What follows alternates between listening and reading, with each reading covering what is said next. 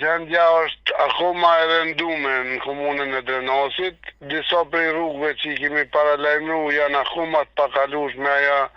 Drenas Guri Plakës Slatin. Gjendja më e rëndë për momentin është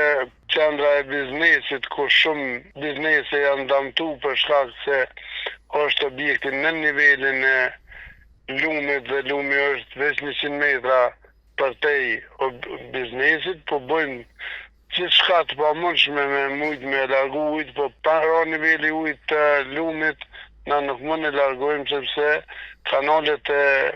kullimit janë në